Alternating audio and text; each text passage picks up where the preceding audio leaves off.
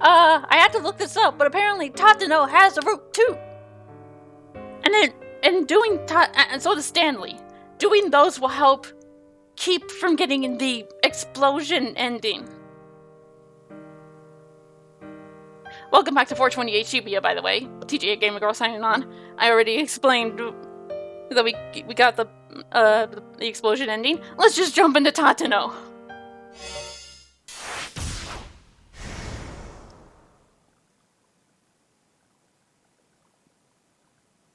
Kyozo Tateno gingerly flinks his right elbow.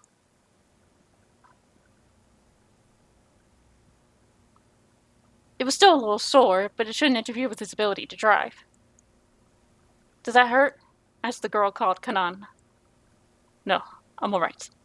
Good thing I didn't kill you, she said, her tone matter-of-fact. You ought to thank that young detective. If you hadn't stopped me, you wouldn't be here right now. Is that right? Tateno looked over at Kano. He was talking to Achi and the others about something. The last time Tateno had seen Achi had been back at Kotane's wake. He felt a strong surge of emotion seeing how the boy had grown into a fine young man. Are you sure you don't mind driving? Kano's voice snapped Tateno back into a moment. Yes, it won't be a problem. Back when she'd attacked him on that rooftop, she'd moved too quickly for him to even get a glimpse of her face. Now that he was able to get a good look at her, he was shocked by how young she looked. And yet there was a cold gleam in her eyes, a glitter of awareness with no trace of emotion behind it whatsoever. In his long career as a detective, Tateno had seen eyes like that before. It was a look he knew well. The look of someone who had killed, and had done so many times. I'm so sorry about all this. Please look after my sister, Hitumi said. She bowed deeply. No, I'm the one who should apologize. Tateno would have liked to go on, to say that helping now was the least he could do to atone for what he'd done earlier, but he stopped himself there. Nothing he could say to Hitumi Osa could possibly earn her forgiveness. Silently, Tateno lowered his head. His subsequent actions would have to make up for his crimes. He had to hope that this was possible. Canaan, you look after my sister too. Hitumi bowed once more. You two know each other? Tateno looked at the two girls in surprise. Canaan is my sister's friend, Hitumi said. I just met her for the first time today. What a strange series of events could have transpired for Maria and Canaan to wind up as friends. Tateno felt a prickle of curiosity, but now was not the time for that conversation.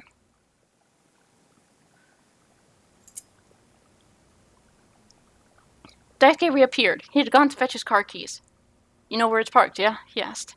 Same as back in the day? That's right. Over where we always hung out with Kotane back in grade school. All at once, Tateno was hit with a surge of childhood memories.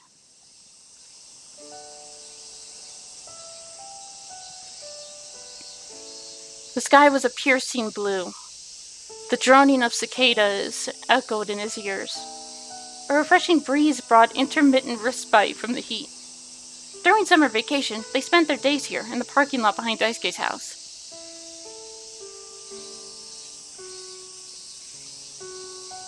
As Tateno and Daisuke played near the stairs at the side of the lawn, the blazing sun beating down on them, Kotane would always come along with some iced barley tea for them. The two boys would race to see who could drink theirs up the fastest. The cold and fragrant tea flowed down their welcoming throats. Most of the time, it was Tateno who would finish first. Daisuke often wound up choking and spitting his out. Kotane would flash him a motherly and sympathetic smile. Then, Daisuke would grin back at her sheepishly and fuss with his hair. That had all been nearly 40 years ago, but Tateno could envision their smiles as vividly now as ever. They were his only fond memories of his childhood.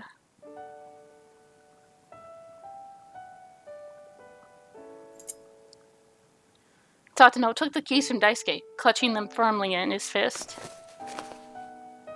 Alright, he said, we'll be back. He lifted up Maria and, with Canaan supporting her on the other side, began to head for the door.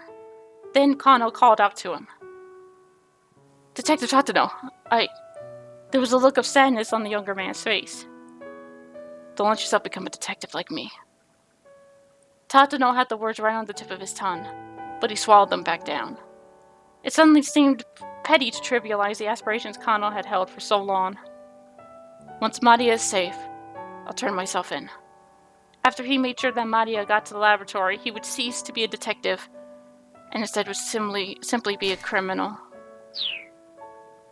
But despite the failures that had brought him to this position, nothing he had said up until now had been a lie. Of that much, he could be proud. Never lose sight of what you're supposed to protect. Ever. He could at least try to be the detective Kano had so admired until the very end. As Tateno left the room, Kano saluted him crisply. Ordinarily, a detective wouldn't salute in plain clothes, or without his cap. The little breach of etiquette just showed all the more clearly how Kano felt. If Tateno hadn't been holding Maria up, he would have returned the gesture.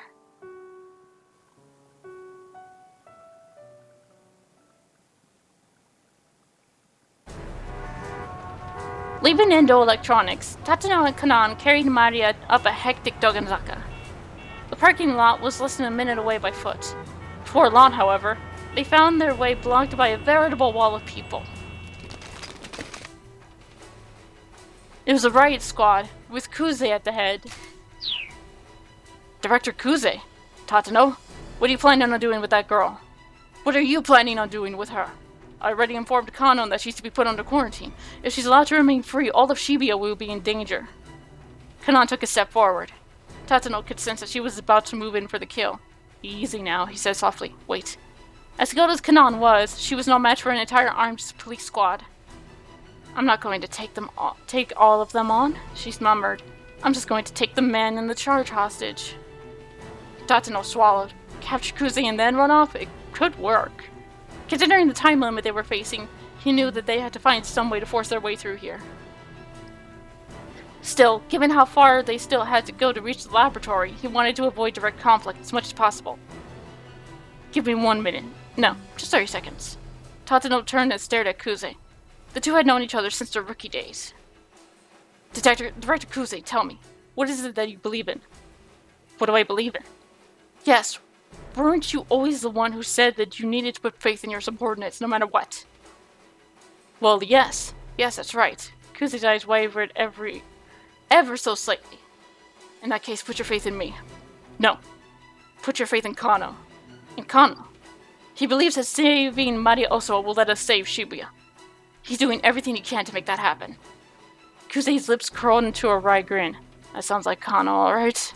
Always thinking in such simple terms. Usually, a simple answer is the right one, sir. Excuse me. People like you and me overthink things, and we make them more complicated than they need to be. Just consider for a moment. Will putting Maria Osawa under quarantine clear up this case?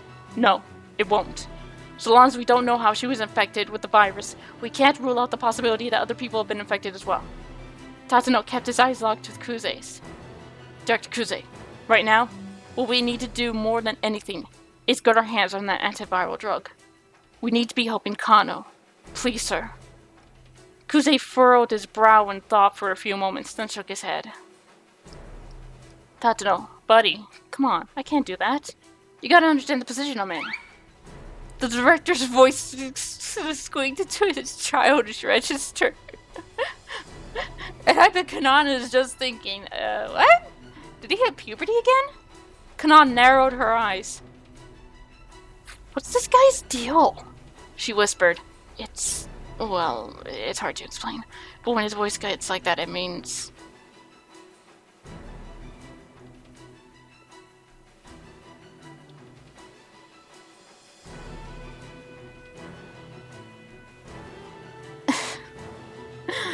Oh, this could end so badly either way.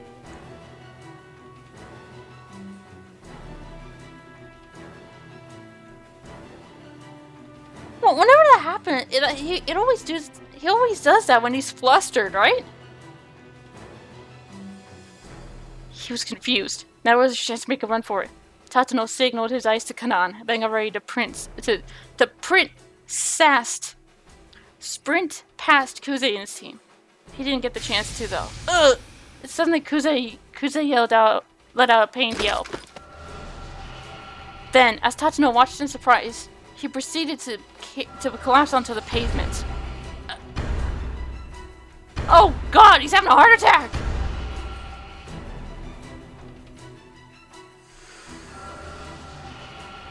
The riot squad immediately rushed to the director's side. As Tateno stood there, dumbstruck, Kuze secretly flashed him a knowing wink. That was a terrible performance, Canaan muttered. Yeah. But it was a tour de force as far as I'm concerned. Inwardly, Tateno gave his boss a nod of respect. Slipping past the riot squad, he and Canaan headed for the parking lot.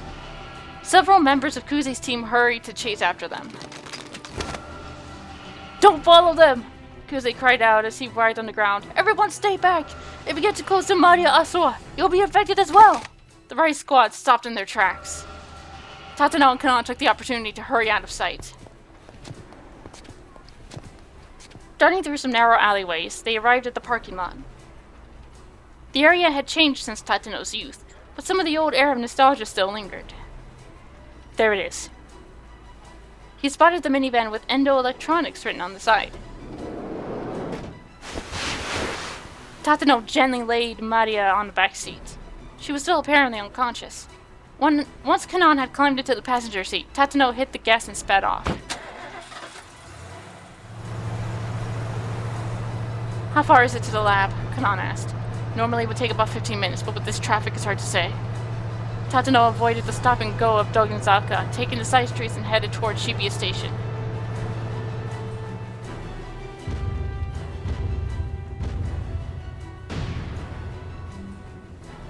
Once they had re-emerged on the main thoroughfare, however, he spotted a checkpoint set up ahead.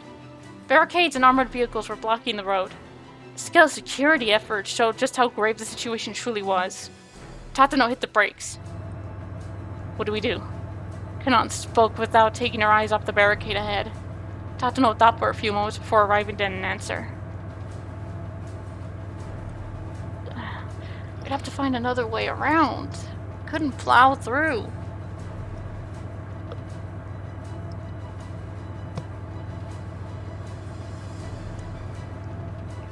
Get in the back seat. Tateno told Canaan.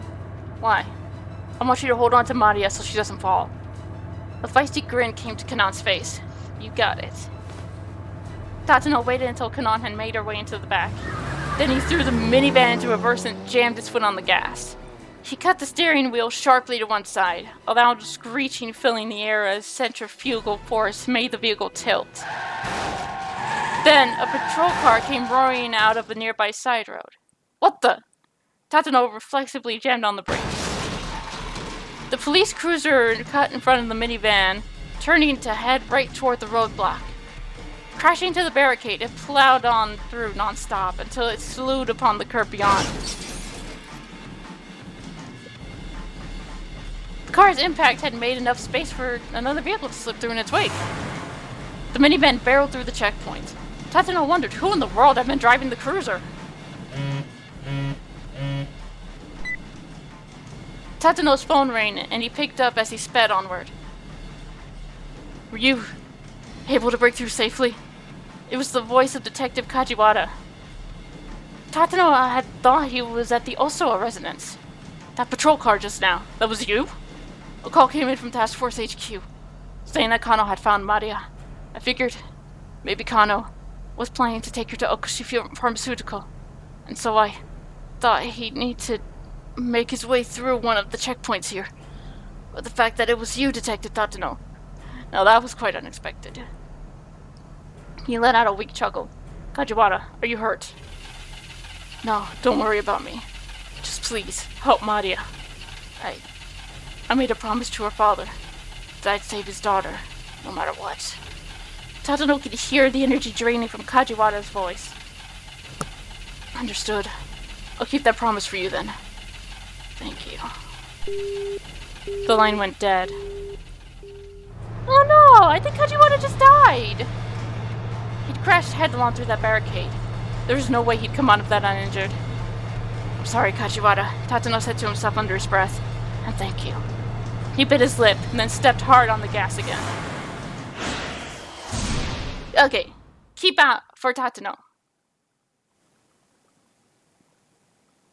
Can I get started with Stanley now?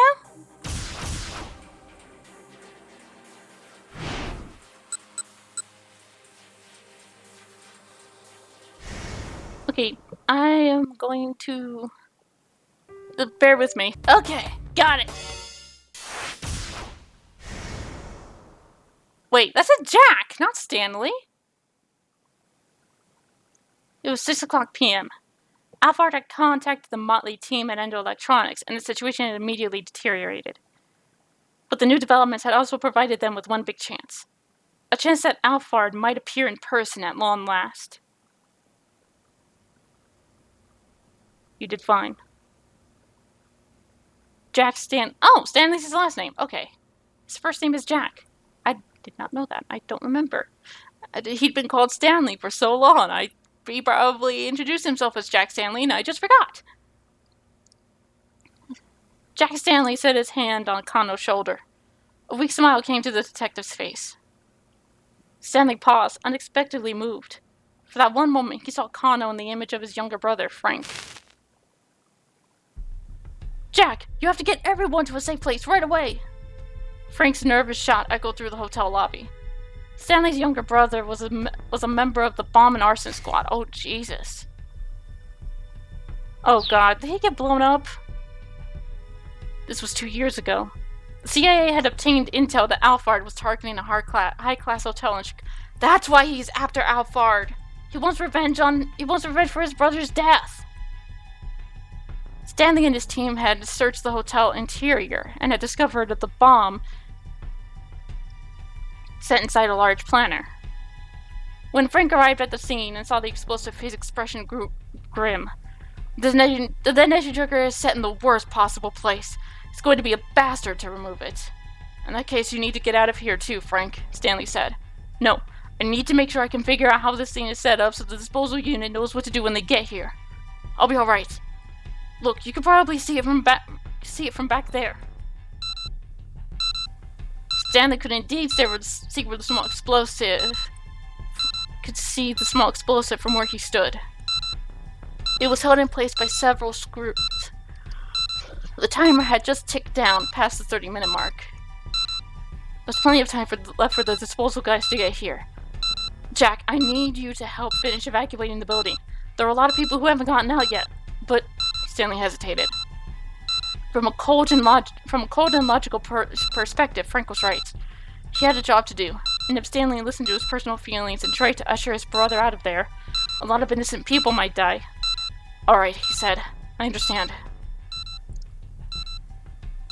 Heck, if we had something as simple as some dry ice, we could just freeze the thing. Frank grimaced as he eyed the bomb. Dry ice, huh? And I suppose ice cream would do the trick. That'd be a waste of ice cream. You'd be better off just eating it. Of course, even dry ice would be a long shot in place of an actual liquid nitrogen. The brothers looked at one another for a moment. The tension dissolved into laughter. Alright, Stanley said. I'll be back. Hey, Jack. Once this is all tidied up, I'm gonna need a drink. Let's you and me have a beer together. Sure, you got it. Stanley headed for the hotel lobby, which was still overflowing with guests. You made the right choice here. Stanley gave Kano a thump on the back, and the detective cracked a tiny grin. What about my choices, though? Debating his own next move, Stanley stepped away from the others and took out his cell phone. He made a call to his superior, Gordon.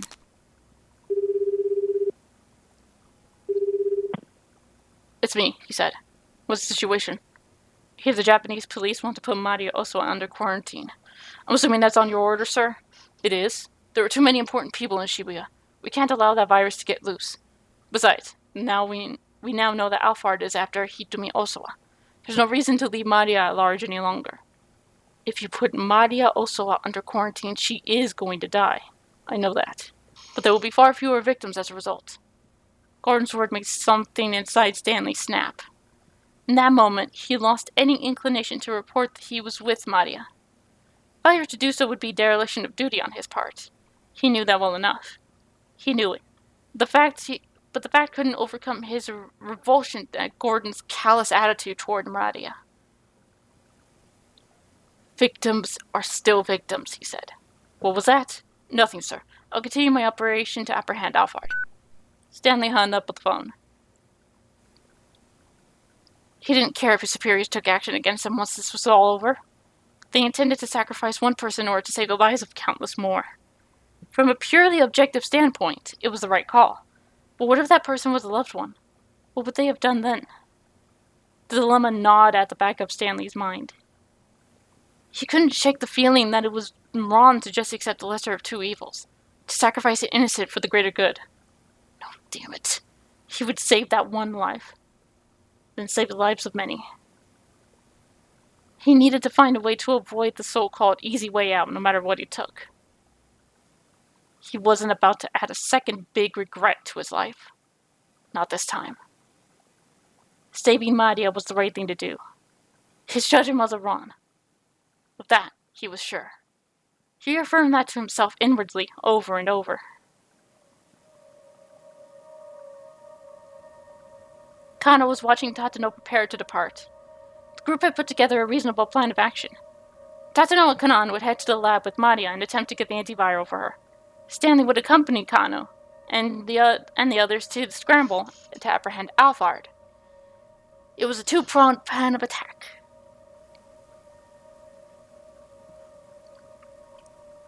Still, could they really count on things going as smoothly as Canaan had suggested?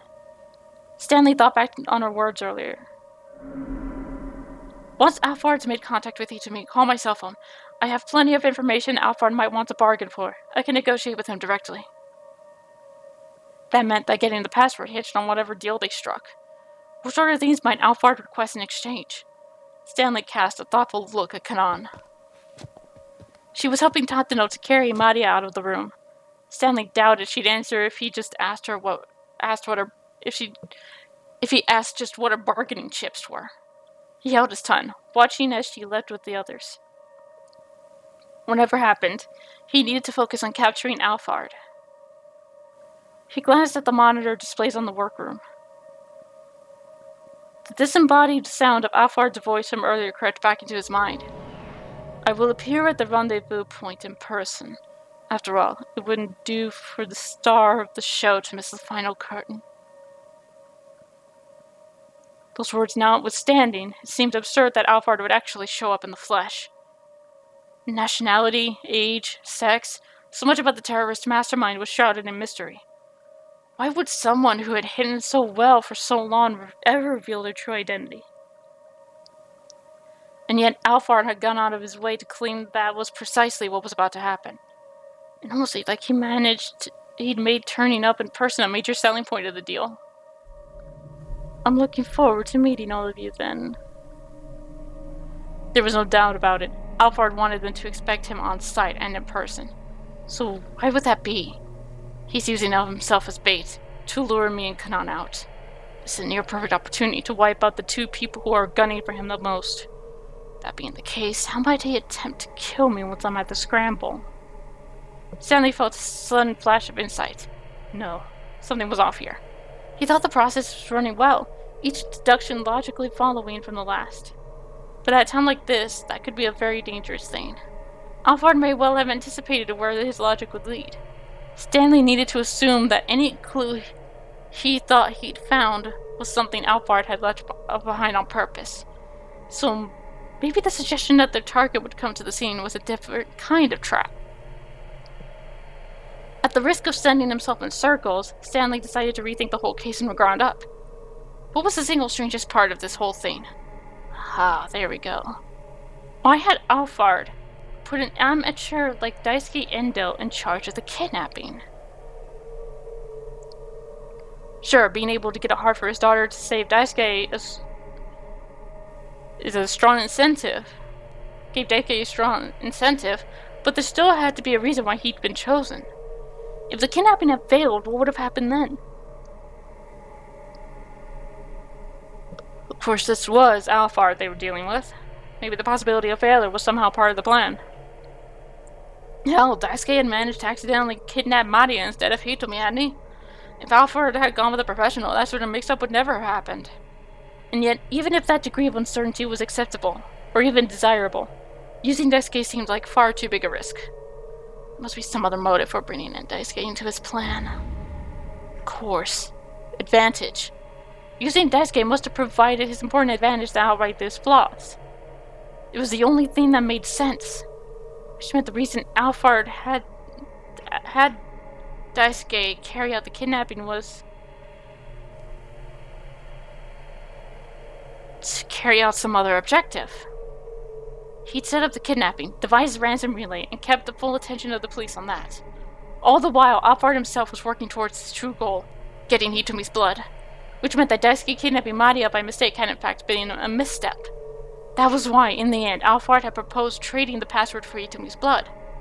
Could that really be it? Stanley decided to take it up with the man himself. Mr. Endo, let me ask you something. Did you know Hitomi had a twin sister before the kidnapping? I didn't know. So when did you find out? After I'd had Maria kidnapped. The organ trafficker took one look at her and said I had the wrong girl. Said I was supposed to have abducted the younger one. He never mentioned Hitomi having a twin sister before this all started.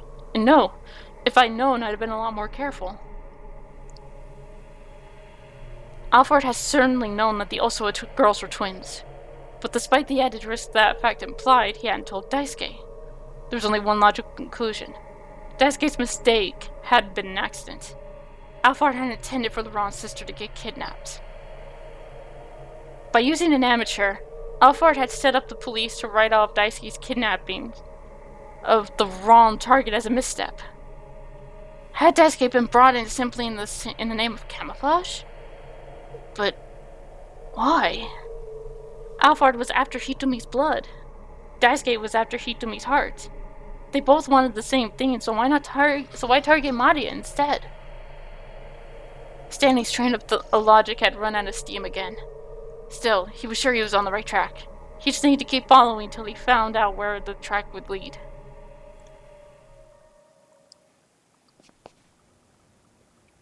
Where's the storeroom where you were keeping Maria? He asked. Daisuke hung his head. It's out behind the shop. Why do you ask? Would you mind showing me? There's something I'd like to check. At this point, he needed to go back over everything right from the beginning. He followed Daisuke out to the storeroom. Speaking of the storeroom, Daisuke said as they were walking to the back part of the building. Oh my god, my throat.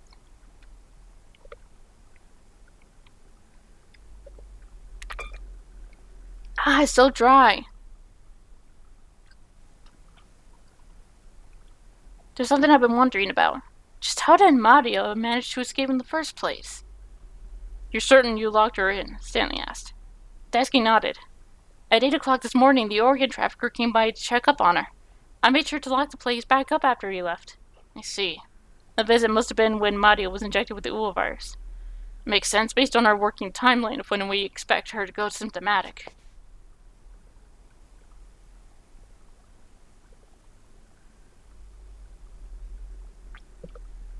When they got to the storeroom, they spotted the padlock that had held it shut lying broken on the ground. Daisuke picked it up, then opened the storeroom door. Look at this mess. It was obvious immediately that merchandise had been stolen. I doubt Maria did this, Daisuke said. Maybe some things broken? He made a quick inspection, assessing what had been taken. Some digital cameras and laptops were missing. This looks like the work of some local thugs. This kind of thing happened to me a few times before. Daisuke let out a sigh of exasperation. Stanley, meanwhile, was carefully looking around inside the storeroom. Where'd you have Maria Osawa? He asked. Behind those cardboard boxes. The boxes he indicated were piled high, closing off one corner of the room. If Maria were unconscious behind them, the burglars might well have never noticed her. So Maria was able to escape from the storeroom thanks to the burglars breaking the lock, Stanley mused. Just what impact had that stroke of misfortune had on Alphard's plan, he wondered. What had Alphard planned to do with Maria if nobody had broken in? He was going to...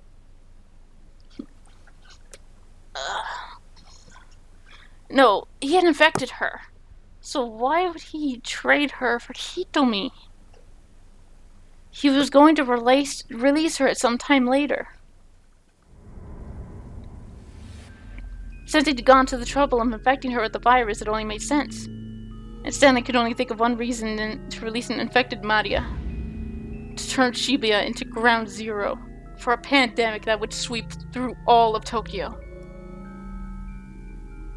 A virus with a mortality rate of 100% would have spread throughout the region before anyone had even realized it. It would be impossible even to calculate the scope of such a disaster. First it would run the circuit around the Yamanote line, and then, if any of the infected happened to head to the airports at either Haneda or Narita, the virus would spread throughout Japan, and the rest of the world in a matter of hours. But that hadn't come to pass. They'd managed to secure Maria before she could develop symptoms and become infectious. Is that because we were better than Alphard? No, that can't be it. Alphard wasn't the sort to commit such an indiscriminate act of terror. The threat of the infection spreading, horrific as it was likely just cover to hide some other scheme. But then, what was his ultimate goal? Stanley still didn't have enough clues to go on. Stanley made his way behind the stack of boxes. He spotted something that had fallen on the floor. It was a cell phone. Next to it was a woman's handbag. Stanley unzipped it. It held a jumble of makeup, tissues, and other personal effects, but nothing at all unusual. If he was going to find any clues here, it would probably have to be from the cell phone. He tried turning it on. There was no response. It appeared to be broken. Oh, let me see that. Daisuke said from behind him. I'll see if I can fix it. Do you think you can? Stanley asked as he handed it over. I won't know until I try. But that sign out front is saying that I run an electronics shop isn't just for show. He's got a point. Turning his attention back to the handbag, Stanley searched it more thoroughly and found a photograph tucked inside that he'd overlooked on his first inspection. The hell? He stared at the image, swallowing the lump in his throat.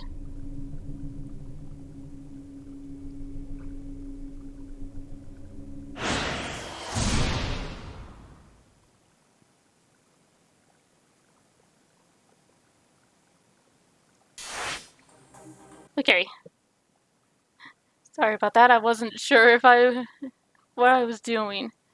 So, I decided to chase after Palmer instead of grabbing the vial. He had to chase after Palmer. It didn't matter if he didn't grab the vial. Something about the way this was playing out made Kano sure of it. Calling upon all his rugby training, he broke into a sprint. Deftly dodging through the crowd, Kano kept Palmer in sight. He would catch him. One way or another, he was going to bring this bastard down. Steadily, he gained on his quarry. At last, he drew within striking range and immediately dived into an expert tackle. He caught Palmer around the waist. Their bodies collided with a violent force. Palmer went down, flailing, and hit the pavement hard. Even then, he tried to resist, but Kano straddled him and held him down. "Tell me the password," Kano snarled. The kidnapper sneered triumphantly. "You made the wrong choice." "Wrong choice? The war is out now. Now nobody can be saved. You just killed everyone in the city." "No," Kano shot back. "No one's going to die." "And what makes you so sure of that?" "The way you flew at the scene just now. If the virus had really been in those vials, you would never have hoped to escape infection. Running off on foot would be pointless." Palmer said nothing, which means there was no virus in those vials. They were just a decoy in order to buy you time to escape. Now Palmer gritted his teeth and glared up at Kano. The look on his face confirmed the detective's hunch. "But more importantly, it was your eyes. You didn't have the eyes of a man who was putting his life on the line." "My eyes? Who do you think you are, Sherlock Holmes? I know full well the look of a man's eyes when he's willing to die." In the back of his mind, Kano replayed the moment when Tateno, doused in gasoline, had marched into the financial office to talk down a would-be arsonist. "Now then, the password. Give it to me. Now." Kano tightened his grip on Palmer's collar, but the man just gazed back at him with an icy glare. "Let me have Hitomi Oso's blood. That was our original deal." Kana wasn't surprised. He'd known it wouldn't be easy to get him to talk. Maybe it really would be impossible to strike a deal without Canaan. But if getting her on the phone wasn't an option, Kana had to figure out something else. Sweat beaded on his brow as he cast about for ideas. Then he happened to catch sight of a car that had been overturned by an accident nearby.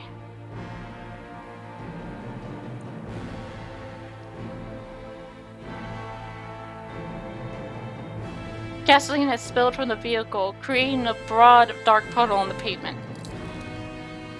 Kano took out his handcuffs, then cuffed Palmer's arm to his own. "Come with me." Jerking his captive back to his feet, Kano led him over to the car. Then, without hesitation, he sat down in the pool of gasoline. Yanking on the handcuffs, he pulled Palmer down beside him. Kano pulled a lighter from his pockets. Palmer snorted.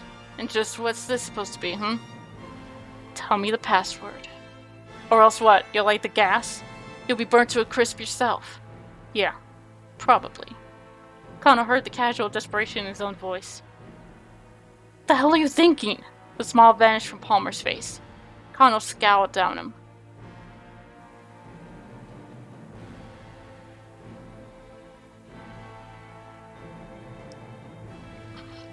"I just want to know the password. If that's really what you're after, then you can't kill me." He's got a point. See what happens when we say that we want revenge for Sasayama.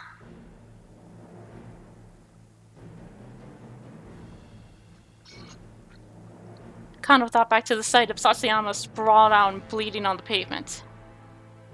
Thanks to this man's scheme, his partner was now teetering on the brink of death. Alphard should pay for that.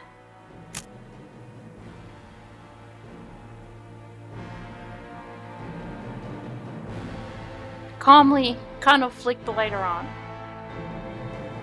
"You can't be serious." Palmer's eyes fixed on the tiny flicker of flame. "The password. You value your life so little? The password!" In his mind, Kano could see the pages of the Dick Diary clear as day. Dick Dictum number 1. Never lose sight of what you're supposed to protect. Ever.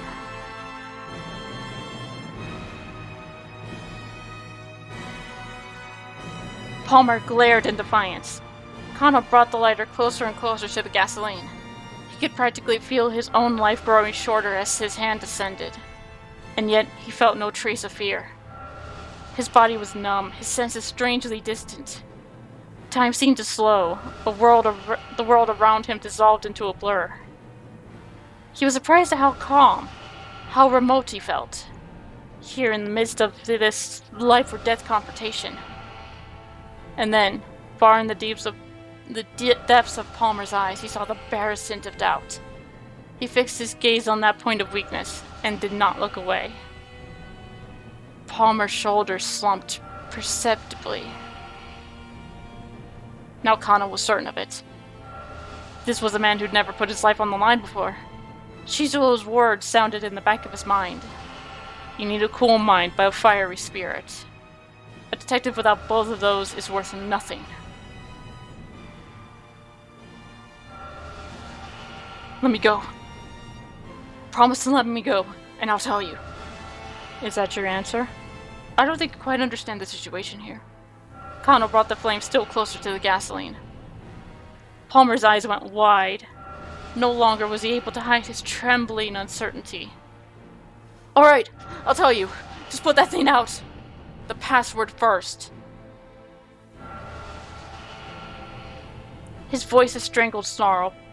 Palmer gave him the password. Kano extinguished the lighter. Kano, my man!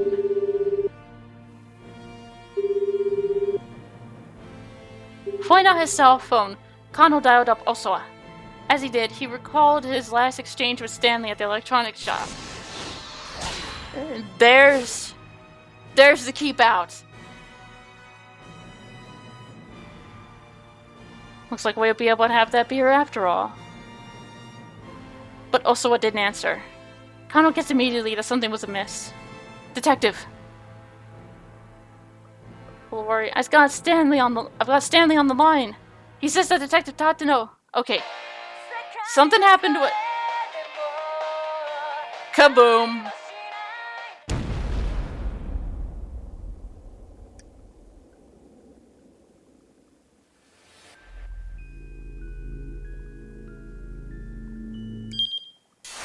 Okay, well, we've got that jump. That should get rid of that keep out. So we will be continuing Stanley's story. What's going on with Stanley in the next episode. Oh my god. I thought we would be done. I thought we would be done by now, but... Oh lord. Okay.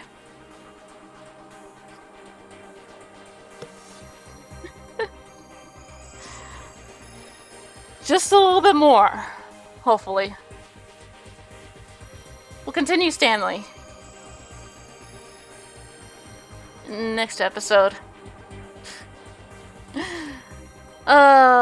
Till then, this is the Gamer Girl signing off.